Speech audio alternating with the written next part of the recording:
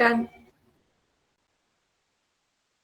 hormat Koordinator Program Studi Manajemen Sumber Daya Perairan, Bapak Firman Farid Musoni,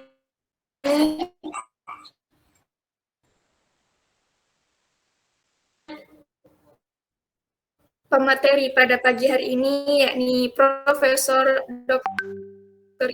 Insinyur Muhammad Zainuri MC,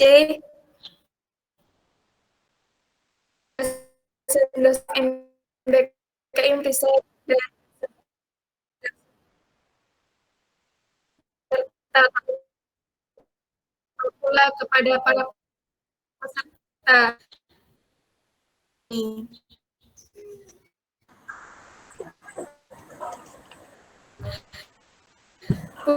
Puji syukur kehadiran Allah Subhanahu wa Ta'ala yang telah melimpahkan rahmat dan hidayahnya agar kita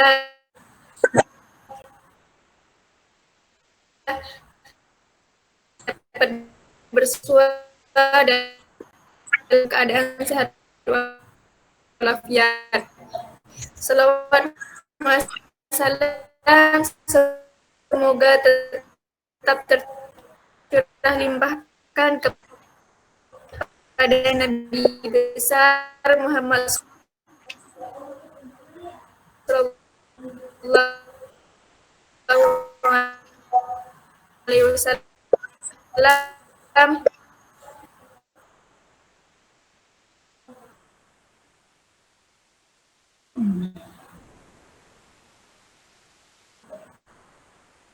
Memang terputus-putus ya, Siko. Masih terputus-putus.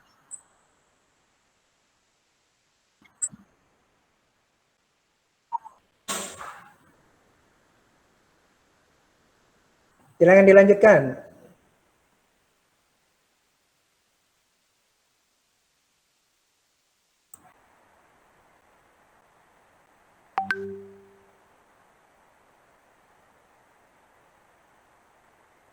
Mohon maaf sebelumnya Prof dan teman-teman semua, sepertinya Saudari Ziko sedang terkendala jaringan. Jadi langsung saja saya akan membuka jalannya acara pada pagi hari ini. Sebelumnya, Assalamualaikum warahmatullahi wabarakatuh. Salam sejahtera bagi kita semua. Salam. Om Swastiastu, Namo Buddhaya, salam kebajikan. Kepada yang terhormat Bapak Koordinator Program Studi, Dr. Firman Farid Musoni, SPI, MSc. Kepada yang terhormat pemateri kita yang luar biasa pada pagi hari ini, yaitu Bapak Profesor Dr. Insinyur Muhammad Zainuri, MSc. Kepada yang terhormat pula dosen-dosen MBKM Riset MSP dan dosen-dosen yang sudah menyempatkan hadir pada acara pagi hari ini. Dan tak lupa pula kepada para peserta acara yang saya banggakan pada pagi hari ini. Puji syukur kepada Tuhan Yang Maha Esa karena atas berkat rahmat dan hidayahnya kita semua dapat berkumpul pada acara pagi hari ini dalam keadaan sehat walafiat. Bapak, Ibu, serta teman-teman semua, izinkanlah saya memperkenalkan diri terlebih dahulu. Nama saya Ainul Fitria, di sini saya selaku moderator yang akan memandu jalannya diskusi pada pagi hari ini, yaitu dalam acara penyampaian materi kompetensi pendukung program MBKM Riset MSP 2021.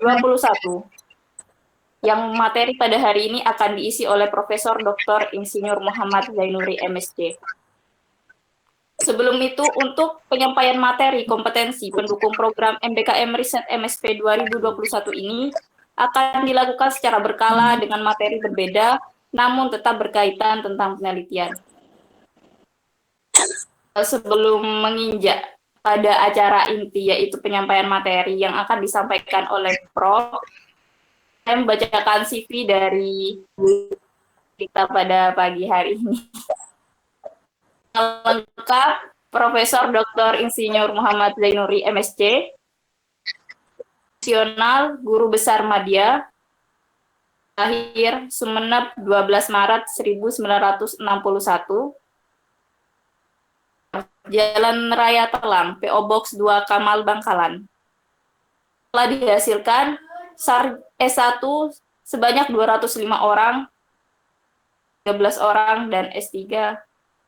Kuliah yang diampu beliau yaitu adalah pengantar ilmu kelautan dan perikanan. Yang kedua adalah hukum dan perundang-undangan perikanan. Yang ketiga adalah pengelolaan sumber daya perikanan, rekayasa dan tingkah laku ikan, sistem informasi penangkapan ikan, dan yang keenam adalah teknologi dan metode penangkapan ikan. Riwayat pendidikan, beliau menempuh S1 di Institut Pertanian Bogor dengan bidang ilmu pemanfaatan sumber daya perikanan, dan S2 di Tokyo University of Fisheries, Marine Science and Technology, dan S3 di Tokyo University of Fisheries, Marine Science and Technology.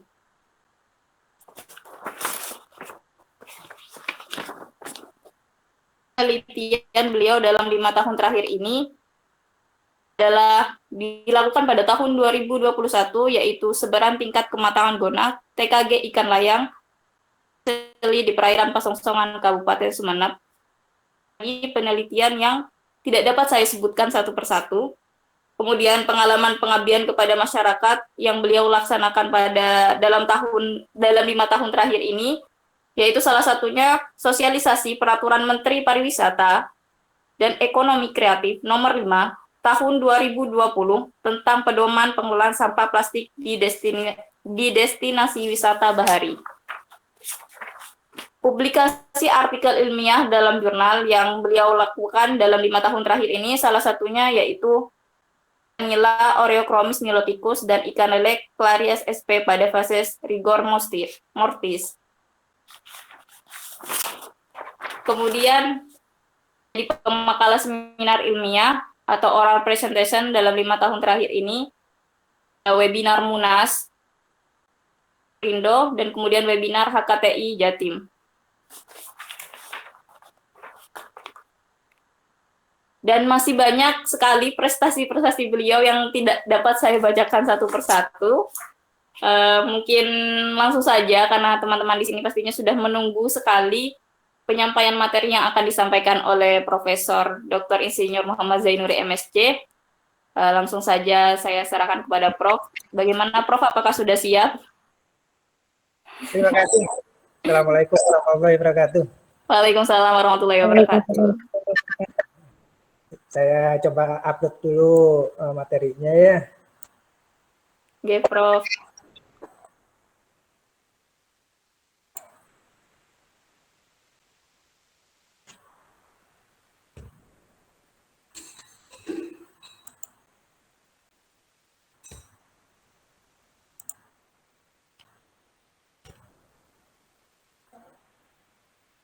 Apa materi saya muncul?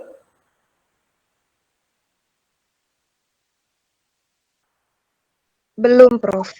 Belum. Belum, Prof.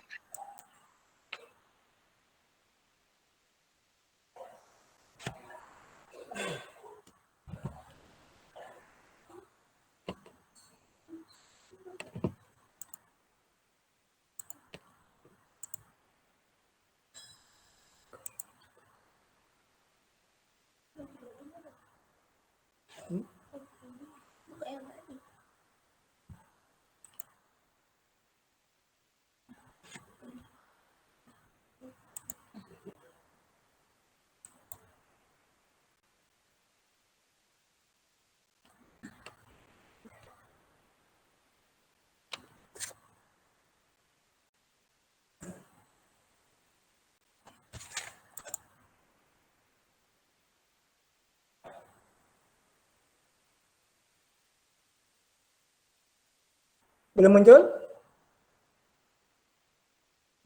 Sudah, Prof. Sudah, Prof. Sudah.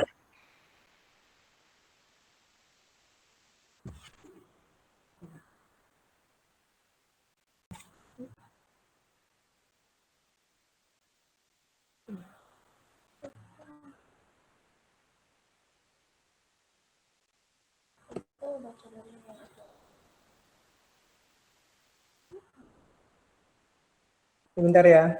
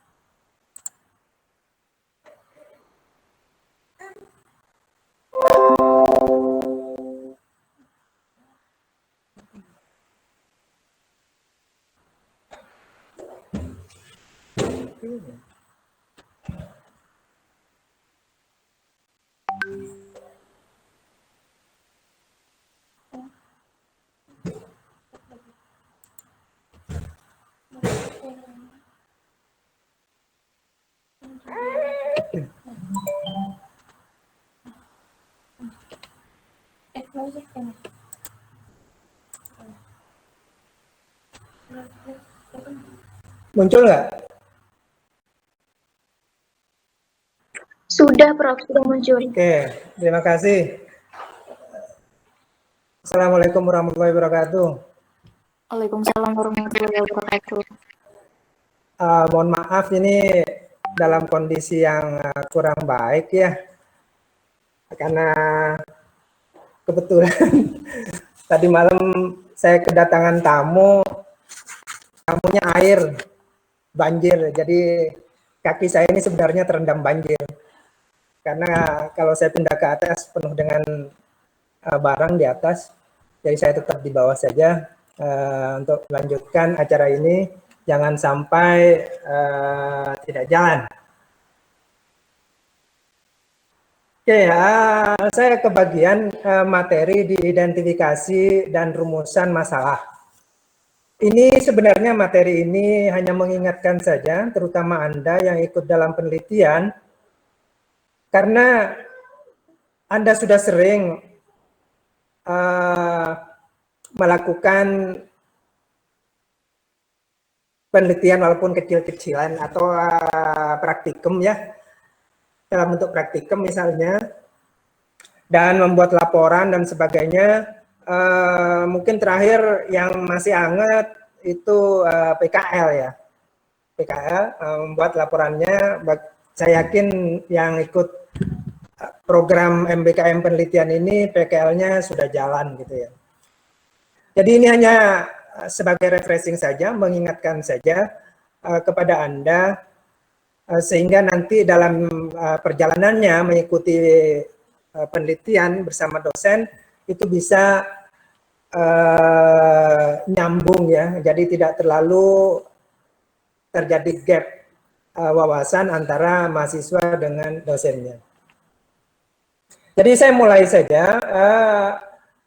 Sebenarnya penelitian secara keseluruhan itu bermula dari rasa ingin tahu ya, rasa ingin tahu daripada manusia. Ya. Ini harus muncul pada diri kita masing-masing. Jadi munculnya bukan karena ada tawaran dari dosen gitu ya.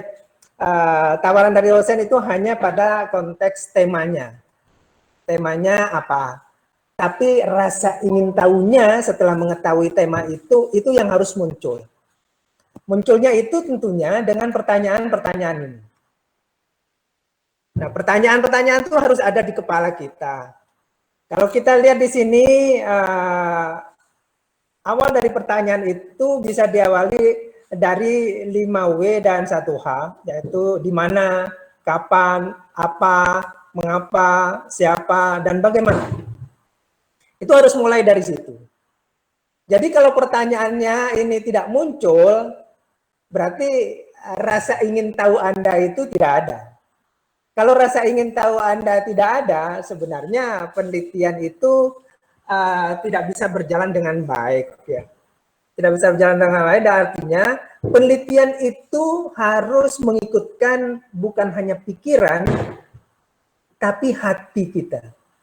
Hati kita harus masuk di dalam itu sehingga menyatu menjadi satu bagian yang utuh untuk mengetahui apa yang menjadi pertanyaan itu.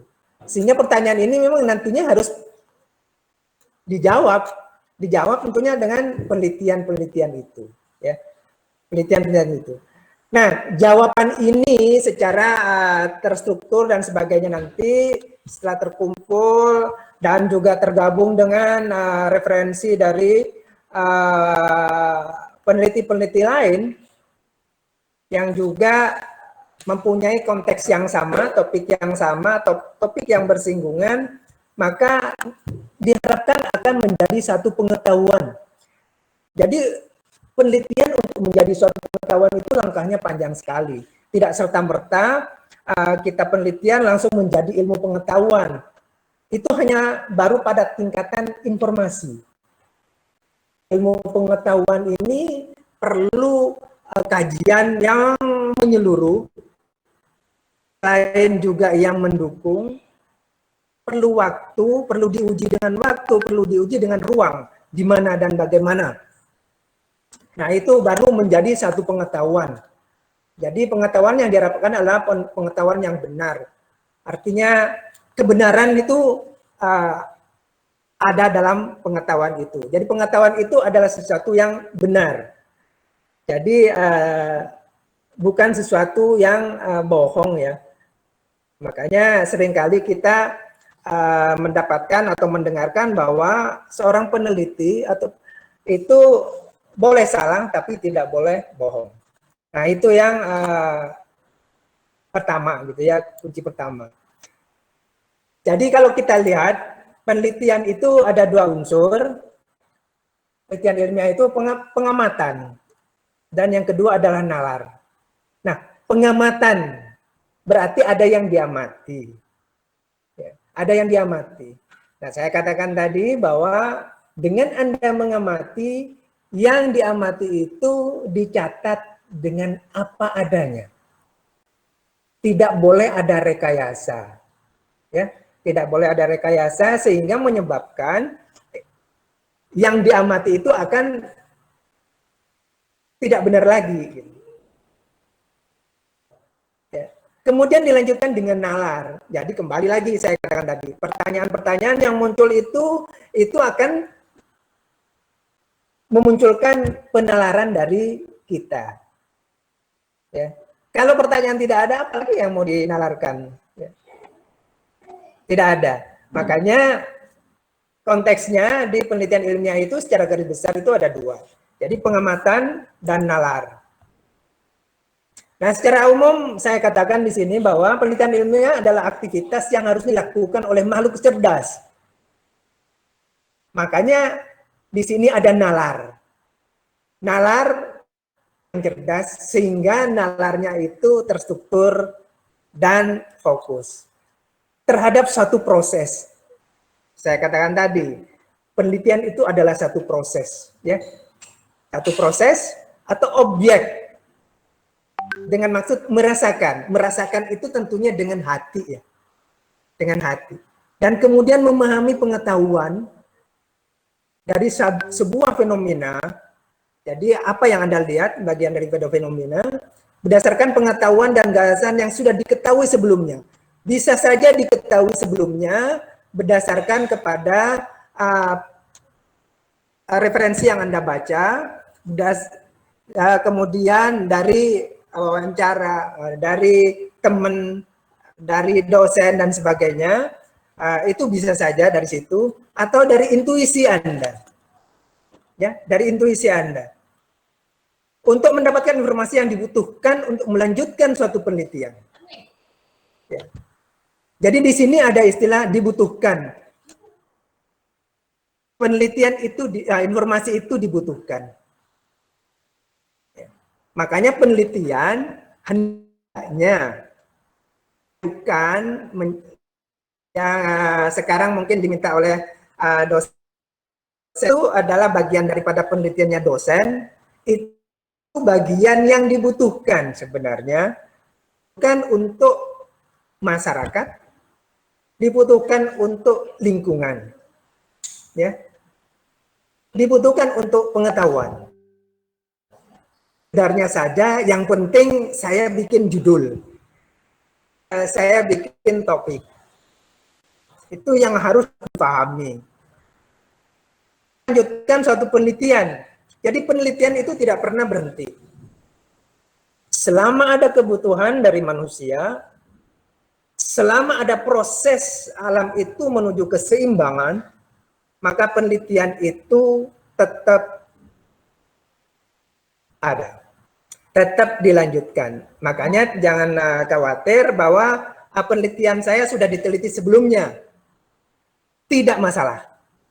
Anda melakukan penelitian yang sama, karena kita berada pada waktu yang berbeda. Paling tidak itu. Apalagi kalau penelitian itu ditempatkan pada tempat yang berbeda. Ya. Jadi tidak ada masalah. Ya. Jadi topiknya sama. Mungkin judulnya saja yang dirubah sehingga Anda tidak terjebak dalam konteks plagiasi. Ya.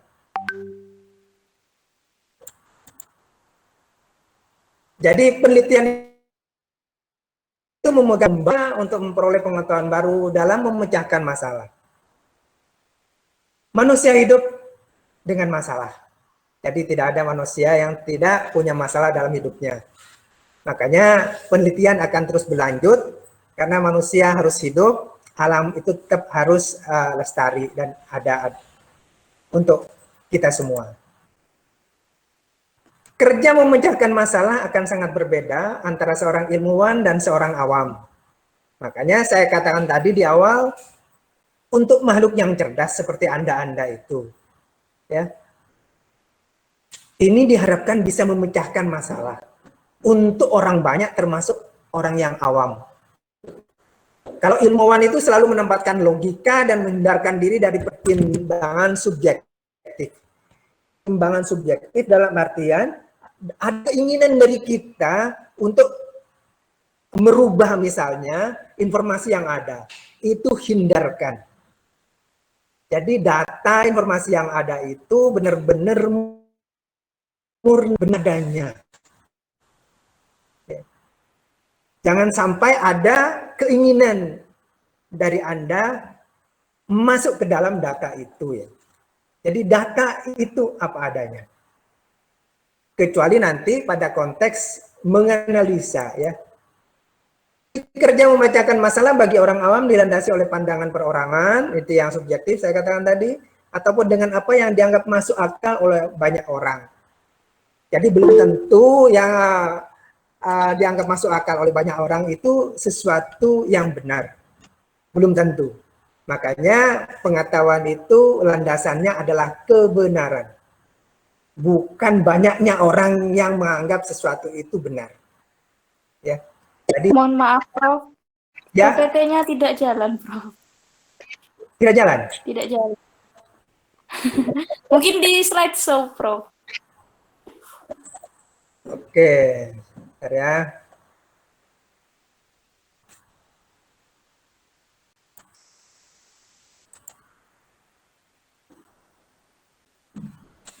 Oke, ini masuk ya? Ini terbaca? Halo? Oke, Prof, masuk. Oke, saya lanjutkan saja dengan ini, jadi tidak perlu dimunculkan seperti tadi.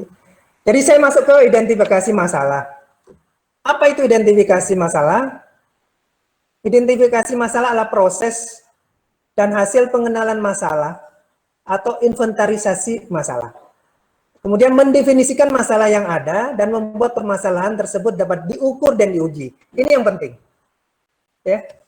Jadi masalah itu nantinya dapat diukur dan diuji. Jadi Anda kalau membuat identifikasi masalah, itu harus benar-benar paham ya. Harus benar-benar paham ini masalah atau bukan gitu. Setelah tahu oh ini masalahnya, itu bisa nggak dijadikan sebagai bahan penelitian sehingga nanti penelitiannya itu terukur dan bisa diuji. Ya. Kemudian untuk dapat melihat dengan jelas tujuan dan sasaran penelitian. Jadi identifikasi masalah ini muaranya nanti di tujuan. Akan muncul tujuannya apa setelah Anda mengidentifikasi masalah. Jadi ini menentukan apa saja yang menjadi bagian inti dari sebuah penelitian. Ya. Kalau Anda masih belum tahu, kemudian belum mengidentifikasi, kembali lagi saya katakan tadi, bahwa Anda masih belum masuk. Belum masuk kepada konteks penelitian. Ya. Nah, makanya tidak jarang ada mahasiswa yang nanya, kalau skripsinya, Pak, saya harus penelitian apa ya, Pak? Itu banyak sekali. Berarti pikiran Anda itu belum masuk pada area penelitian. Area penelitian. Padahal area penelitian itu tadi saya katakan, ada yang diamati. Makanya seorang peneliti harus rajin-rajin mengamati. Entah mengamati di sekitar rumahnya, entah mengamati memang konteks dia bidangnya dan sebagainya. Jadi benar-benar mengamati ya. Benar-benar mengamati sehingga muncul di situ pasti akan muncul sesuatu yang bisa dijadikan sebagai masalah. Jadikan sebagai objek. Nah, itu identifikasi masalah. Makanya adalah melakukan pengamatan atau wawancara atau menyebar angket. Ini saya kira sudah Anda pernah melakukannya baik praktikum maupun PKL ya. Berpartisipasi di dalam pertemuan ilmiah. Jadi informasinya bisa Anda dapat dari sana. Ya. Rajin-rajin, apalagi di era pandemi ini, saya lihat banyak sekali webinar-webinar di mana-mana, dan itu sangat baik ya untuk Anda, ya. Sehingga Anda mendapatkan informasi dijadikan sebagai objek penelitian. Kemudian berikutnya adalah banyak membaca. Ya. Jadi membaca literatur, ya buku apa saja, tidak ada masalah gitu. Yang menarik buat Anda. Ya, menarik buat Anda. Kemudian pengalaman. Nah ini yang membedakan antara satu orang dengan orang yang lainnya dengan pengalaman yang dimiliki. Ya, pengalaman dari situ muncul masalah. Kalau nggak muncul masalah ya Anda bukan seorang peneliti. Gitu. Karena seorang peneliti pasti pertanyaan tadi apa, mengapa dan sebagainya itu pasti akan muncul. Bunga ini merah, kenapa merah? Nah itu pasti muncul hal seperti itu. Kenapa bunga ini ada di bagian dahan yang ini? Kenapa bunga ini ada di bagian pucuknya gitu? Atau kita melihat ikan misalnya. Kenapa ikan itu ada di mangrove? Gitu? Itu yang Anda lihat. Anda lihat karena Anda sering ke mangrove. Gitu ya. Sering ke mangrove. Sehingga dengan pengalaman yang Anda itu muncul pemikiran-pemikiran yang mungkin baru, yang mungkin perlu diuji, yang mungkin perlu diteliti. Seorang peneliti pemikirannya harus terus jalan. Hal yang sekecil apapun ya, itu harus menjadi bagian daripada pengamatan tadi. Ya. Oke ya, saya kira sampai di situ. Nah, ini saya katakan tadi, selagi ada kehidupan manusia dan alam semesta, selama itu pula ada permasalahan hidup, manusia, dan lingkungannya. Ini menjadi bagian daripada sumber inspirasi penelitian. Makanya seringkali saya kalau memberikan kuliah dan seringkali kalau berbicara penelitian dengan mahasiswa, mencari inspirasi penelitian itu sebenarnya tidaklah sulit. Peka lingkungannya. Kalau Anda peka terhadap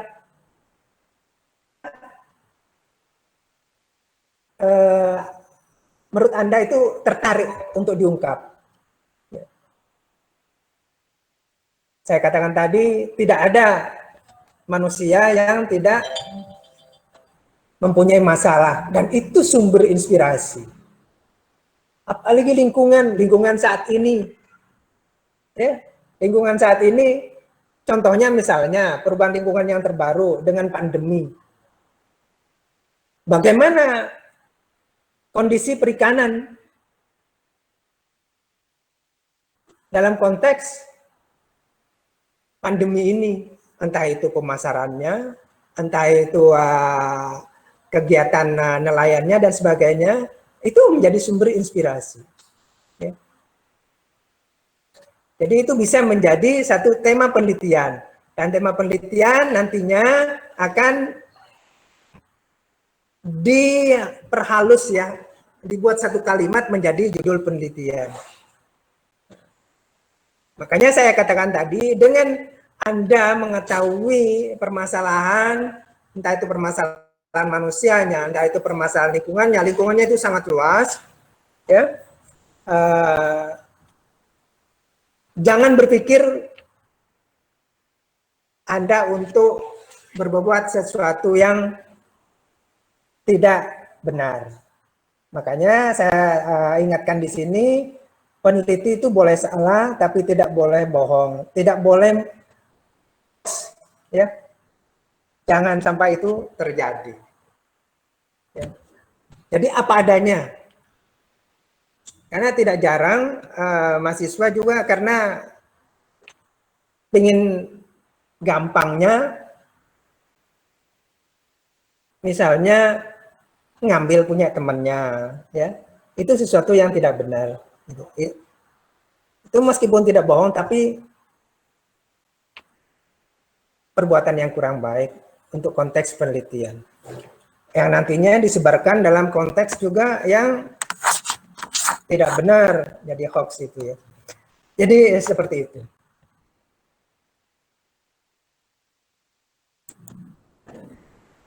Nah, saya mulai karena ini awal daripada pembekalan. Sebelum masuk identifikasi masalah, kemudian rumusan masalah, tadi sudah saya memberikan arahan bagaimana Anda mencari satu inspirasi penelitian. Jadi judul penelitian itu saya lihat seperti contoh yang saya lakukan ini untuk MBKM ini, cepat sekali Anda mendapatkan judul penelitian, itu baik-baik saja. Salah untuk awal, karena pada dasarnya judul penelitian itu bisa berubah setelah penelitian selesai. Jadi tidak sedikit, judul penelitian bisa berubah setelah penelitian selesai. Makanya pada waktu ujian skripsi, ujian tesis, ujian disertasi seringkali muncul. Karena melihat kurang sinkronnya antara judul penelitian dengan isi. Sehingga seringkali penguji yang baik itu menawarkan, Anda mau mengubah judulnya atau mau mengubah isinya. Tapi seringkali biasanya mahasiswa S1, S2, S3 itu sama. Lebih senang dia mengubah judulnya daripada isinya. Gitu. Karena ini lebih mudah. Gitu. Kemudian judul penelitian bisa boleh dengan melihat referensi ya. Namun tidak mutlak. Saya sudah ingatkan tadi. Judul penelitian bisa merupakan kesimpulan setelah penelitian berakhir. Jadi begitu ada kesimpulannya, itu bisa menjadi inspirasi untuk judul penelitian. Jadi jangan khawatir, judul penelitian itu harus dari awal sudah harus perfect, harus sempurna, tidak. Yang penting Anda punya acuan. Judul penelitian hanya merupakan kajian yang memang Anda suka, ini yang saya katakan tadi, dan Anda menguasainya. Kalau Anda suka, maka pertanyaan-pertanyaan yang muncul akan muncul seperti tadi, apa, mengapa, dan sebagainya itu dengan otomatis ya terngiang dalam pemikiran Anda. Namanya juga suka ya. Jangan melakukan penelitian yang tidak Anda sukai. Apalagi Anda tidak menguasainya. Itu namanya mencari masalah untuk dirinya sendiri. Jangan cari sulit ya. Cari yang Anda suka. Masalah itu sulit atau tidak, itu relatif ya. Karena tiap manusia beda-beda. Tapi kalau Anda dasarnya adalah suka dan mengerti permasalahannya, saya yakin tidak ada yang sulit untuk bisa dilakukan. Dan yang terakhir, judul penelitian hendaknya menjadi penyemangat bagi penelitinya. Jadi dengan judul Anda membaca judulnya, Anda semangat untuk terus bekerja, untuk terus mengamati, untuk terus mencari tahu, terus mencari tahu. Jadi penyemangat, ya, penyemangat Anda. Makanya saya katakan judul itu Anda benar-benar harus masuk ke dalam hati Anda. Ya, hati Anda. Tidak hanya di bibir atau di mata ya. Tapi sudah dalam konteks hati. Jadi Anda suka, itu bagian daripada hati. Anda menguasai, itu bagian daripada pikiran Anda, sehingga Anda nanti dalam melakukan penelitian, menganalisanya itu tidak mengalami kesulitan. Jadi.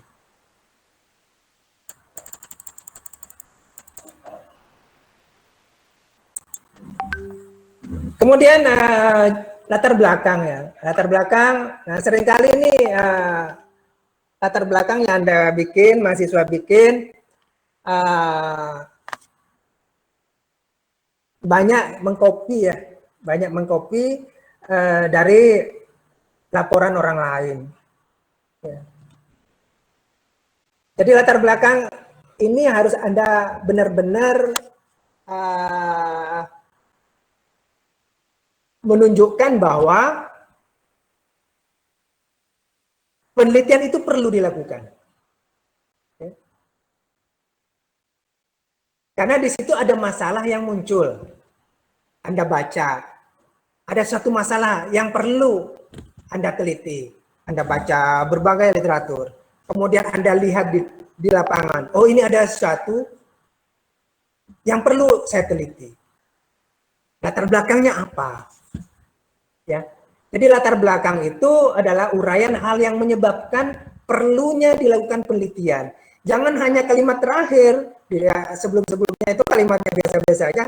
Begitu kalimat terakhir, maka perlunya dilakukan penelitian. Kalimatnya nggak nyambung dengan yang di atasnya. Dan latar belakang ini benar-benar harus fokus ya. Dalam konteks Anda diajarkan nanti ya kalau membuat laporan dalam dalam bentuk jurnal itu akan terasa. Beda dengan dalam bentuk skripsi biasa. Skripsi biasa itu halamannya banyak. Kalau jurnal itu halamannya terbatas, sehingga latar belakang itu benar-benar fokus. Ya. Benar-benar fokus. Di situ memang penelitian itu perlu. Latar belakangnya apa? Latar belakangnya bisa hasil penelitian orang lain. Ya, latar belakangnya Anda melihat fenomena di lapangan seperti apa. Itu bisa. Sehingga perlu dilakukan penelitian. Akan menjadi judul penelitian. Jadi latar belakang itu harus menjawab pertanyaan apa dan mengapa. Nggak usah kemana-mana gitu. Kadang-kadang Anda penelitian tentang seperti judul saya, penelitian saya misalnya ikan layang. Itu ikan layang yang mau diteliti TKG. Tapi latar belakangnya Indonesia mempunyai lautan yang sangat luas dan sebagainya. Itu kemana-mana gitu ya. Jadi harus fokus ya. Apa sebenarnya? Dan mengapa itu diteliti. Gitu. Kemudian latar belakang mengisyaratkan metode yang ada seperti apa. Karena dari latar belakang itu akan mengarahkan Anda untuk metode. Ya. Metode apa? Makanya tadi konteksnya saya di situ ada Anda menguasai. Sehingga metode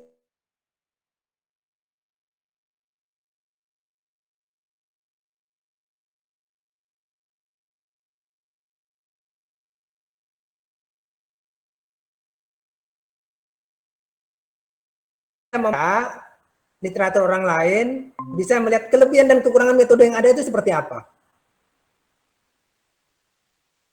Apakah nantinya Anda buat itu merupakan modifikasi dari metode yang sudah ada atau melanjutkan metode. Nah ini latar belakang. Jangan dengan latar belakang Anda yang fokus, yang terarah, maka metode itu nanti akan muncul. Oh metodenya nantinya ini. Okay.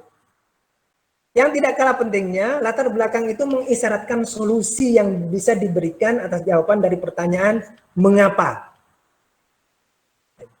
atau apa. Jadi ada solusi yang bisa muncul di latar belakang itu. Jadi ada isyarat dengan latar belakang ini, metode nanti yang akan dipakai, maka akan ada solusi terhadap permasalahan yang muncul menjadi topik atau judul penelitian. Ini saya coba ambil dari literatur. Ini riset, jadi ini latar belakang hanya diinggriskan saja. Bagaimana kita ada di dalamnya, insider reviewer. Kita itu benar-benar melibatkan diri di dalam satu konteks penelitian. Kemudian yang spesifik M ini, tujuan yang spesifik itu perlu diselesaikan. What will be accomplished? Jadi apa yang akan diselesaikan dengan penelitian saya ini? Kemudian apa yang akan dilakukan lebih lanjut?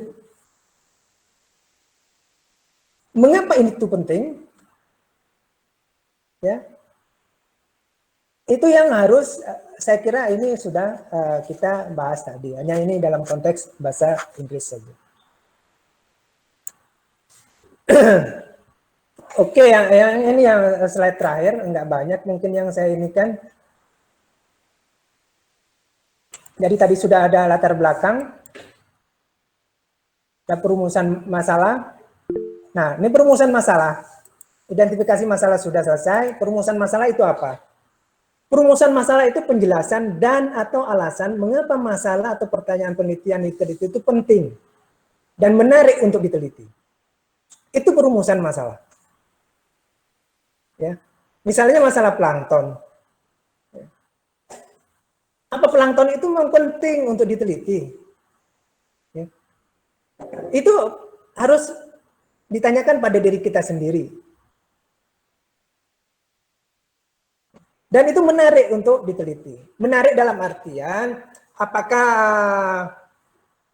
ini bisa menjadi prioritas untuk penelitian, itu akan lebih baik ya. Jadi bukan hanya sekedar menarik, tapi prioritas untuk penelitian. Kemudian yang kedua, beberapa bukti bahwa masalah yang diajukan belum ada jawabannya. Kalau Anda baca literatur, Anda melihat di lapangan, melihat fenomena, bahwa ada sesuatu yang belum ada jawabannya. Atau ada jawabannya tapi nggak memuaskan. Masih kurang memuaskan, sehingga Anda perlu teliti. Jadi harus jelaskan masalah yang diajukan tadi, diteliti oleh siapapun, atau jika diteliti ulang, harus jelaskan alasannya mengapa diteliti ulang. Itu perumusan masalah. Ya. Kemudian berikutnya adalah kedudukan masalah yang diteliti dalam konteks permasalahan yang lebih luas dengan memperhatikan bidang yang dikaji. Ya. Jadi kita bisa melanjutkan penelitian orang lain, kita lebih lagi memperluas wawasannya dari penelitian atau referensi yang Anda baca, atau Anda melihat fenomena di alam seperti apa, sehingga ini bidang ini yang perlu dikaji. Nah, itulah perumusan masalah. Seringkali memang perumusan masalah ini tidak wajib ya, tidak wajib dalam draft misalnya penelitian, tapi ini akan memberikan, kalau Anda tulis, Anda masukkan dalam skripsi, ini akan memberikan arah kepada Anda, karena Anda tinggal menjawab rumusan masalah untuk nantinya dalam pembahasan. Jadi tinggal melihat bagaimana perumusan masalahnya. Dari situ saja acuannya. Jadi Anda kalau membuat proposal atau apa penelitian, ada latar belakang ya. Kemudian di situ sampai ke rumusan masalah. Itu jangan hanya sekedar ditulis, tapi Anda tidak diacu ya kepada latar belakang dan perumusan masalah itu. Nah, sampai perumusan masalah itu tadi saya katakan mengarahkan Anda untuk memunculkan metode dan nantinya membantu Anda dalam pembahasan. Ya, dalam pembahasan. Saya kira karena saya dibatasi oleh materi sampai perumusan masalah, apa yang saya berikan mudah-mudahan bisa membuat Anda tercerahkan lah, ya, tercerahkan atau mengingat kembali materi-materi yang sudah pernah didapat dari dosennya. Saya kira itu dari saya.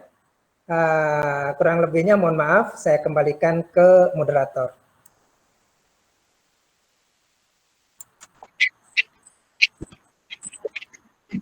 Baik, terima kasih Prof. Selamat datang juga kepada Bapak Abdu dan Ibu Indri yang sudah bergabung. Selanjutnya yaitu sesi diskusi. Jadi bagi rekan-rekan yang merasa penyampaian materi tadi ada yang perlu dipertanyakan atau mungkin kurang jelas atau bagaimana, bisa langsung open mic. Jadi buat teman-teman yang mau bertanya dipersilahkan open mic atau bisa mengetikkan di kolom komentar. Silakan buat teman-teman yang masih belum paham atau mungkin masih ada pertanyaan di kepalanya, mungkin bisa diutarakan di sini. Di sini kan forum diskusi ya. Jadi santai saja. Jadi buat teman-teman silakan untuk open mic jika ingin bertanya. Ya, saya kira tidak ada masalah ya. Kalau Anda mau bertanya, di sini juga mungkin hadir dosen-dosen penelitinya, bisa juga ikut nimbrung diskusi. Jadi ini tidak hanya antara saya dengan Anda, bisa juga dosen-dosen peneliti yang lain bisa memberikan masukan. Mohon maaf nih Pak Abdu, saya kebetulan rumah saya lagi kebanjiran, jadi kaki saya ini terendam, makanya saya minta tepat waktu untuk di ini, udah kaki ini kedinginan. Silakan moderator dilanjutkan. Siap Prof. Terima kasih Prof ya. Jadi saya kesannya penyusup ini. Masuk kuliah habis itu keluar lagi nanti. Nggih, Prof. Nggih. Ayo rekan-rekan, ini mumpung ada Prof Zainuri. Jadi memang kami memberikan beliau kesempatan untuk bisa mengisi topik ini. Jadi karena seringkali banyak masalah ya Prof ya. Dan akhirnya rekan-rekan ini kalau tanyanya ke dosen yang mungkin juga kurang pengalaman terkait permasalahan, nah ini saya hadirkan juga di sini Pak Prof, sekaligus juga rekan-rekan yang mungkin tidak hanya dalam kegiatan MBKM saja, mungkin juga bisa konsultasi. Yuk rekan-rekan, jadi MBKM-nya kelihatan nih kalau memang aktif dan juga koordinasinya optimal, gitu ya Mbak Ainul ya sama Mbak Sophia. Oke Pak. Masa ada dokter itu yang tanya gini, apa nantinya, Mbak sakit apa? Berarti kan Mas atau sakit apa? Paling tidak kan pasiennya dulu yang tanya kan kayak gitu ya. Jadi mengadu seperti itu. Oke, ini silakan ditanggapi Mbak Ainul sama Mbak Sikoh ya. Prof, nggih. Saya akan membacakan beberapa pertanyaan dari teman-teman di sini. Yang pertama ada pertanyaan dari Eka Nadia Aprilina. Assalamualaikum warahmatullahi wabarakatuh. Selamat pagi, nama saya Eka Nadia dari angkatan 2020. Mohon izin bertanya, Prof. Biasanya kalau kita membuat penelitian yang ditakutkan ada rasa keraguan kepada si pembaca terhadap peneliti. Nah, bagaimana cara menyusun dan mengatasi permasalahan seperti itu, Prof? Terima kasih. Mungkin Prof bisa langsung menjawab pertanyaan tadi. Ya, sebenarnya pertanyaannya masih kurang ya, keraguannya di mana gitu ya. Keraguannya di mana? Saya katakan di awal, kalau permasalahan itu adalah benar-benar adanya, ada fenomena di lapang, atau Anda pernah membaca, sebenarnya tidak harus ada keraguan. Karena itu memang nyata adanya. Yang ragu itu kalau Anda bohong gitu. Jadi Anda tidak melihat tapi yang mengatakan melihat gitu. Anda tidak melihat sesuatu tapi Anda mengatakan melihat sesuatu. Itu itu yang boleh ragu di situ ya, harus ragu kalau saya malah kalau bisa bukan ragu, takut gitu ya, takut diketahui bohongnya gitu. Tapi kalau Anda melakukan sesuai dengan apa yang Anda lihat, Anda baca, melanjutkan misalnya hasil penelitian orang lain dan sebagainya, Anda yakin bahwa Anda melakukannya penelitian itu dengan benar, saya pikir tidak ada yang perlu diragukan gitu ya. Tidak perlu diragukan. Hanya masalah nanti misalnya kualitas ya. Kualitas itu biasanya ditentukan atau dipengaruhi oleh faktor latihan ya. Jadi latihan sering banyak membaca tulisan orang lain itu menjadi juga bagian daripada latihan bagaimana Anda memperkuat percaya diri. Ya. Tadi saya katakan kalau ikut juga sering ikut pertemuan ilmiah itu juga itu bagian daripada memperkuat percaya diri itu. Gitu. Anda yakin? Kalau saya seringkali kepada mahasiswa, Anda yang penelitian, Anda yang tahu. Kalau dosen itu, dosen pembimbing itu hanya mengarahkan saja. Mungkin dosennya tidak mengerti. Anda yang tahu. Makanya saya katakan jujur. Jadi apa yang Anda lihat, Anda lakukan itu lakukanlah dengan jujur. Dan yakin Anda yang tahu, bukan orang lain. Ya, kalau itu Anda yakin, Anda pegang teguh, saya pikir tidak ada yang ragu. Ya, ya wajar saja misalnya karena Anda masih S1, pembimbingnya S2, S3, apalagi saya guru besar, justru misalnya Anda apa ya kurang pede gitu. Tidak sedikit mahasiswa yang mau ketemu saya aja deg-degan. Padahal saya pikir tidak masalah. Itu malah harusnya dibalik, ini kesempatan.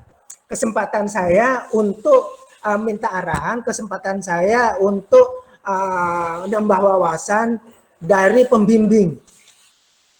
Tapi satu yang harus jadi catatan, jangan sampai berpikir bahwa pembimbing itu tahu segalanya. Belum tentu. Pembimbing juga manusia.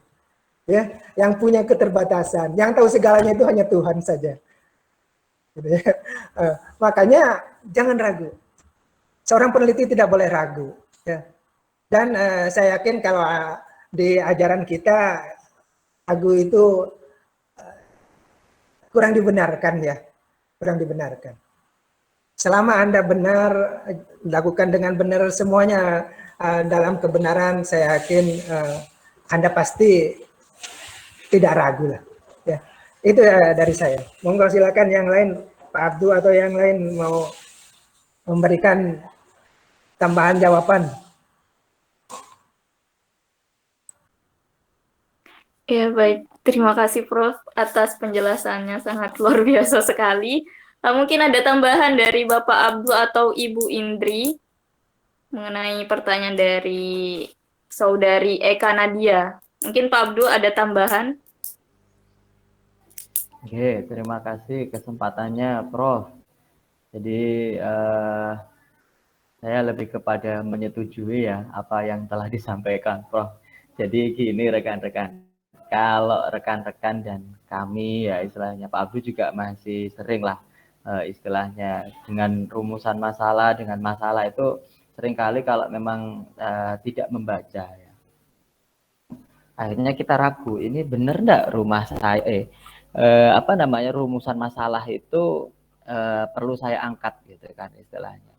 Jadi istilahnya ketika tadi Prof bilang banyaklah membaca, itu Anda akan banyak menentukan masalah mana di antara beberapa literasi yang Anda baca itu menurut Anda yang lebih urgent untuk Anda angkat di penulisan Anda dan juga di penelitian Anda. Seperti itu.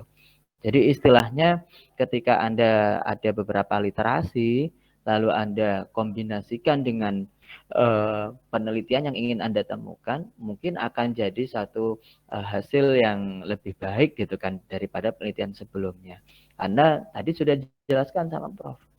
Banyaklah membaca ya. Jadi kalau orang tidak banyak membaca mungkin tidak mengetahui jangan-jangan yang Anda temukan itu sudah tidak dipermasalahkan lagi sekarang gitu kan ya istilahnya. Jadi paling tidak literasi ilmiah, penelitian terdahulu. Jadi kalau dulu katanya dosen saya, ya Prof ya dan juga rekan-rekan, baca artikel itu tidak hanya 1, 2, 3, minimal 10 atau 20 gitu. Aduh ini 10, 20 ini. Inilah itu tadi rekan-rekan. Jadi ada ringkasan, ada kesimpulan yang memang bisa Anda dapatkan. Jadi makanya saya sangat setuju dengan Prof. Sebenarnya dosen pembimbing Anda ini mendukung Mbak ya, mengarahkan. Jadi kadang-kala mungkin dosen itu yang bertanya, yang Anda teliti itu apa? Jadi karena bukan menjadi apa ya, bukan berarti dosennya tidak apa ya istilahnya, tidak mau mengetahui permasalahan Anda, tapi berupaya menggabungkan, berupaya mengkombinasikan. Kayaknya Anda itu ini loh istilahnya. Coba ya tentunya dengan pendekatan beliaunya bagaimana Anda ini bisa merumuskan permasalahan dengan baik. Jadi mengarahkan itu tadi. Makanya Anda menemukan apa, tulis. Anda menemukan apa, sampaikan. Jadi controlling koordinasi dosen pembimbing ini apa ya istilahnya mantap gitu istilahnya rekan-rekan seperti itu. Jadi dosen terkonfirmasi, Anda juga akan lebih yakin. Saya rasa kalau dosennya, saya rasa kalau dosen nggak yakin tapi yakin, ini pasti jalanlah dengan baik ya Prof ya. Kalau Anda sendiri nggak yakin ini, waduh gimana dosennya yang mau bimbing ya Prof ya. Gitu mungkin yang bisa saya sampaikan untuk Anda dan juga sekaligus tambahan sedikit dari apa yang disampaikan oleh Prof Zainuri. Matur nuwun Prof, rekan-rekan. Jadi saya tambahkan lagi bahwa kalau dengan dosen itu jangan anggap apa ya, dosen itu saya kembali lagi tahu segalanya, itu mitra saja, diskusi saja. Sehingga lebih enak, Anda terbuka, makanya sampaikan. Mungkin apa yang dimiliki oleh dosen belum tentu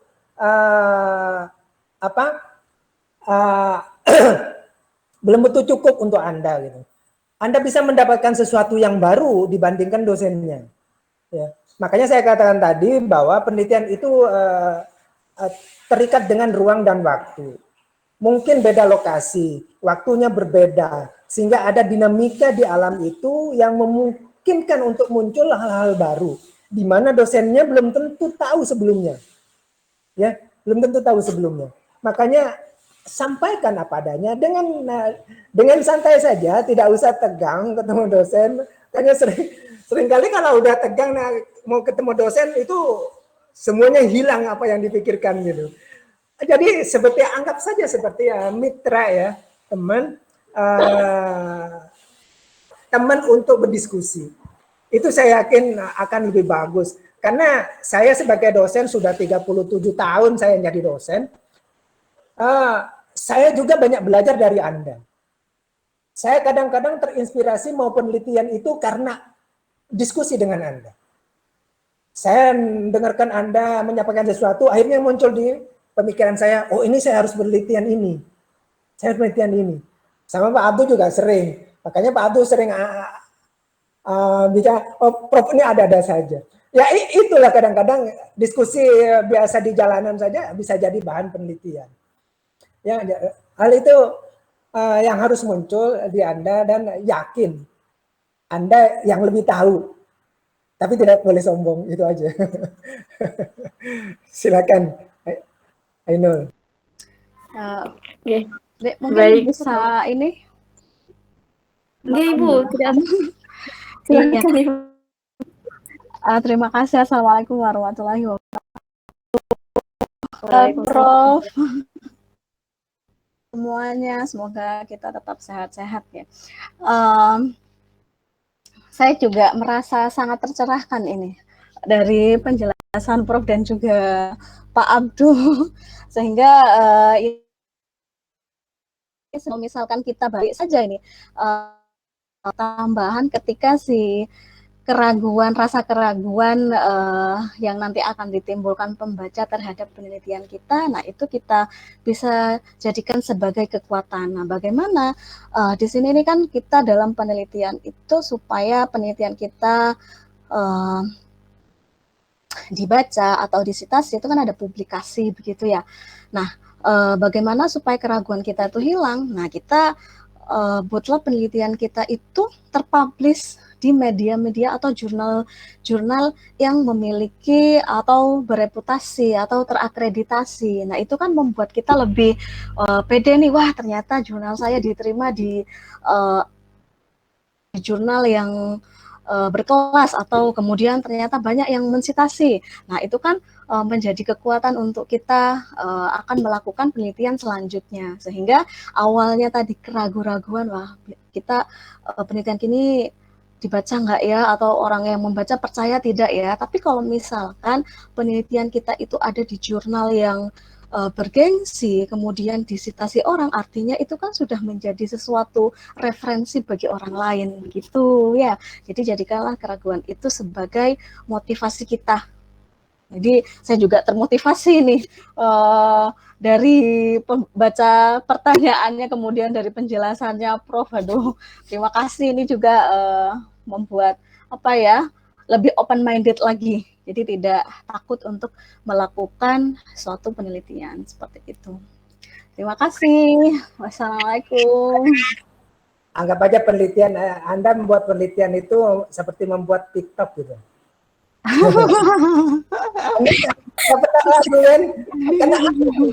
Karena Anda itu yakin bisa, ya udah itu aja, itu pasti bisa gitu ya. Dan yakinlah, saya yang meneliti, saya yang ngerti gitu. Makanya jangan bohong. Kalau Anda tulis apa adanya, saya yakin tidak ada masalah. Masalah nanti itu kualitasnya itu tinggal konsultasi dengan dosen saja. Tidak ada masalah belajar. Karena dosen lebih pengalaman ya. Memang kesalahan Anda kenapa lahir belakangan, itu aja sih.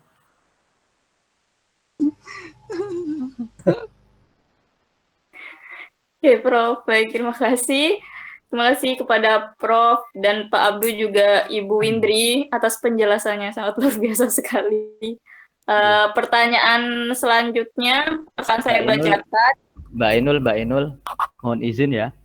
Dan juga Prof. Zainuri serta Bu Indri, saya izin pamit lagi ngisi perkuliahan di kelas Dasmen B. Jadi ini tidak lain untuk ini Prof, ngikut juga dan sekaligus ya pengen ngerti jalannya seperti apa. Jadi mohon bimbingannya dan juga arahan serta controllingnya dari Prof. Zainuri dan juga Bu Indri. Rekan-rekan saya harapkan tetap semangat dan optimal. Gitu ya rekan-rekan ya. Terima kasih Pak Abdu. Oke, mohon maaf Prof. Terima kasih Pak Abdu. Ya, oke, assalamualaikum. Ini baik sekali kita melaksanakan ini. Oke. Ya, saya izin dulu Prof. Oke, Bapak. Baik, saya akan bacakan pertanyaan kedua, yaitu dari Tasya Syafata Nur Amalia. Assalamualaikum Prof. Saya izin bertanya, apabila sudah melakukan kajian banyak penelitian, kemudian dilakukan penelitian lebih lanjut, namun belum menemukan jawaban dari permasalahan tersebut atau teorinya, apakah boleh mencari referensi dari penelitian orang lain mengenai jawabannya? Baik, terima kasih Mbak Tasya atas pertanyaannya. Saya serahkan kepada Prof untuk menjawab pertanyaan dari Mbak Tasya. Ya, sebenarnya itu terbalik ya. Makanya referensi itu dikumpulin sebanyak-banyak dulu. Semaksimal mungkin. Ya, semaksimal mungkin. Sehingga kalau penelitian sendiri belum ada jawabannya, itu dilihat dari referensi itu. Makanya setelah rumusan masalah ada tinjauan pustaka ya. Nah, tinjauan pustaka itu jangan sekedar ditulis. Itu menjadi bagian daripada acuan Anda untuk mencari jawaban. Jadi jangan hanya sekedar tinjauan pustaka banyak-banyak, tapi Anda nggak baca itu, Anda copy, ambil dari punya orang lain, Anda masukkan di situ, tapi nggak ngerti. Makanya seringkali saya tanya kepada mahasiswa, tinjauan pustaka yang mana yang Anda pakai, yang sering Anda baca. Nah itu makanya tinjauan. Nah kalau karena memang ada keterbatasan kita, kalau dari tinjauan pustaka belum ada jawaban yang memuaskan, silakan cari tambahan literasi yang lain. Dan kalau itu belum juga penuh, lanjutkan saja penelitiannya lagi sampai Anda mendapatkan sesuatu. Tapi ingat, saya katakan tadi, penelitian itu tidak ada ujungnya. Tidak ada ujungnya. Jadi selama kita masih ada pertanyaan di kepala kita, sampai kapanpun penelitian itu masih ada dan bisa dilakukan. Ya, bisa dilakukan. Makanya dengan plagiasi yang ada sekarang sebenarnya itu cukup baik. Kalau penelitian Anda sudah ada yang meneliti sebelumnya, itu akan muncul. Di internet akan muncul. Bahwa Anda melakukan plagiasi dan sebagainya. Itu akan muncul. Nah, itu baiknya sekarang, artinya juga memberikan koreksi kepada kita. Jadi, khawatir. Makanya saya katakan di awal tadi, penelitian itu tidak ada ujungnya. Anda mampu peneliti, ya sudah sampai di situ. Karena Anda juga dibatasi oleh waktu, ya. Anda dibatasi oleh ruang. Karena penelitian itu mungkin beda tempat dan sebagainya. Anda dibatasi dengan oleh anggaran, ya. Beda antara satu peneliti dengan peneliti yang lain. Makanya sampai di mana Anda bisa penelitian, ya sampai di situ saja. Tidak ada masalah. Yang penting tujuan daripada yang Anda teliti itu bisa tercapai. Kalau masih ada permasalahan, nanti ada di kolom saran. Di saran, di tulisan itu Anda bisa masukkan. Ada sesuatu yang masih mengganjal, dan itu perlu diteliti lebih lanjut. Nah itu sebenarnya dari konteks bagaimana kita melakukan penelitian ilmiah. Nggak usah khawatir. Ya, yang penting tujuan daripada Anda ingin melakukan penelitian sudah terpenuhi, tidak ada masalah, gitu ya. Tidak ada masalah. Saya kira itu. Baik, terima kasih Prof. Mungkin ada tambahan dari Ibu Indri mengenai pertanyaan dari Saudari Tasya. Untuk ini cukup ya, tadi sudah jelas sekali yang dijelaskan oleh Prof. Oke, terima kasih. Lanjut aja pertanyaan berikutnya. Baik, terima kasih Ibu. Saya akan bacakan pertanyaan selanjutnya, yaitu dari Muhammad Athoillah. Bertanya, Prof, bagaimanakah cara kita untuk menentukan batasan-batasan penelitian apabila pada suatu parameter penelitian saling berkaitan dan apabila jika dilakukan pada tiap parameter akan meluas topik penelitiannya? Mungkin langsung saja Prof bisa menjawab pertanyaan dari Saudara Athoillah. Ya, itu makanya saya katakan tadi ada rumusan masalah. Ya, ada rumusan masalah. Rumusan masalah itu membuat bingkai daripada penelitian Anda. Sehingga Anda nggak kemana-mana. Jadi di rumusan masalah itu Anda bisa fokus ya. Nah, saya katakan tadi sebelum rumusan masalah ada latar belakang. Nah, dari latar belakang itu juga bingkai daripada ruang lingkup di mana Anda mau penelitian. Ya, di mana Anda mau penelitian. Makanya di rumusan masalah itu nantinya Anda tinggal memecahkan apa yang dirumuskan tadi, masalah-masalah yang dirumuskan tadi, sehingga tidak kemana-mana. Gitu. Karena saya katakan tadi juga bahwa penelitian itu kalau dilanjutkan antara satu dengan yang lain pasti saling terkait, ya, saling terkait. Apalagi masalah perairan ya, perairan yang satu dengan lainnya saling berhubungan. Jangan Anda berpikir misalnya danau itu tidak ada hubungannya dengan di laut, ada, ya. Ada siklus hidrologi dan sebagainya, itu akan muncul ke sana gitu. Jadi kalau memang dihubung-hubungkan itu ya nggak akan selesai-selesai. Makanya di rumusan masalah itu Anda harus konsisten. Anda harus paham di situ. Betul apa yang dirumuskan, tinggal memecahkan masalah itu saja. Parameter di alam itu sekali ya, banyak sekali. Kita punya keterbatasan. Makanya yang prioritas apa? Yang paling menentukan dari penelitian Anda. Kalau mau dicari semuanya, semuanya pasti terkait. Nggak akan tidak terkait gitu ya. Pasti terkait. Jangankan satu topik. Topik yang lain saja itu bisa terkait. Misal perikanan dengan sosiologi, ya terkait lah. Masa sosiologi nggak terkait dengan perikanan? Karena perikanan itu ada manusia di situ, ada nelayan. Sehingga perlu juga dipelajari sosiologi nelayan seperti apa. Ya, karakteristik nelayan itu seperti apa. Nah, kalau itu semuanya Anda mau kait-kaitkan, ya itu setengah mati. Makanya diberi kerangka. Diberi kerangka, yaitu tadi di perumusan masalah. Di latar belakang. Makanya saya katakan tadi, bikin latar belakang tuh jangan kemana-mana. Fokus. Fokus betul-betul pada inti yang Anda ingin ketahui. Atau masalah yang Anda dapatkan. Benar-benar kalau Anda fokus di situ, kita bicara masalah tadi saya contohkan, masalah plankton. Nggak usah berbicara tentang Indonesia punya perairan yang luas, segala macam. Nah, plankton itu yang Anda teliti itu plankton apa misalnya? Ya itu aja fokusnya di situ. Kalau Anda sudah fokus di situ, nggak akan kemana-mana. Nggak akan kemana-mana. Ya, itu saya kira. Terima kasih. Baik, Prof. Terima kasih atas penjelasannya. Mungkin dari teman-teman audiens ada yang ingin bertanya kembali? Atau mungkin ada pertanyaan yang masih belum tersampaikan? Mohon izin Dek masuk ya. Ya, Ibu. Untuk batasan-batasan tadi penelitian biasanya di skripsi ataupun di proposal penelitian lain itu ada poin batasan masalah. Jadi ada perumusan masalahnya, ada batasan masalahnya begitu.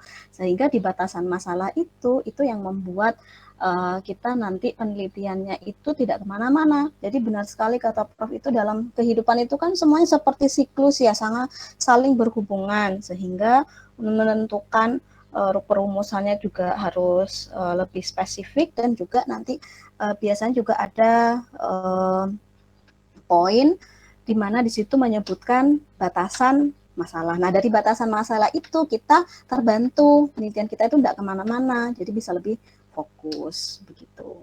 Nah, itu tambahan sedikitnya. Oke, dilanjut. Terima kasih, Prof. Terima kasih, Ibu, atas tambahannya. Mungkin dari teman-teman semua ada yang ingin ditanyakan kembali. Bisa langsung open mic. Jika tidak ada, sebelum saya tutup diskusi pada pagi hari ini, izinkanlah saya membacakan kesimpulan dari penyampaian materi yang sudah disampaikan oleh Prof. Yaitu, penelitian bermula dari rasa ingin tahu yang harus muncul pada diri sendiri. Dalam penelitian ada identifikasi masalah yang didefinisikan sebagai masalah yang ada dan membuat permasalahan tersebut dengan dapat diukur dan diuji. Melihat dengan hal itu akan melihat dengan jelas tujuan dan sasaran yang akan diteliti. Kemudian, seorang peneliti pemikirannya harus terus diasah dan peneliti boleh salah, namun tidak boleh berbohong. Itu sangat luar biasa sekali untuk kata-katanya, sangat menginspirasi sekali dari Prof.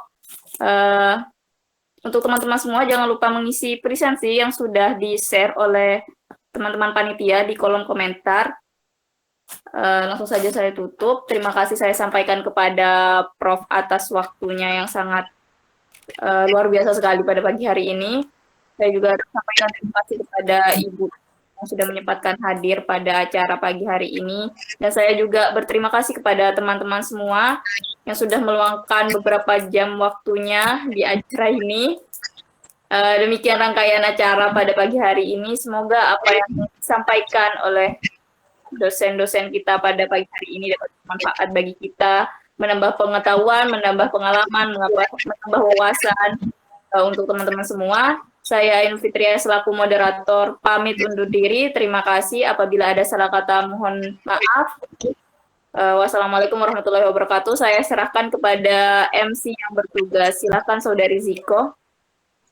Baik, terima kasih kepada Muhammad Zainul dan penyampaian kepada baik, sebelum acara selanjutnya dimulai,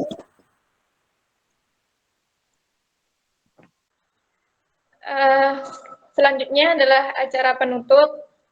Mari kita tutup acara pada pagi hari ini dengan pembacaan hamdalah bersama-sama. Alhamdulillahirrabbilalamin. Sebelum acara ini diakhiri, ya Ibu. Nggak, lanjut deh. Baik Ibu. Sebelum acara ini diakhiri, kita akan melakukan sesi dokumentasi. Sebelumnya, saya instruksikan kepada semua peserta untuk melakukan kameranya terlebih dahulu. Saya instruksikan kembali kepada semua peserta untuk mengaktifkan kameranya terlebih dahulu untuk melakukan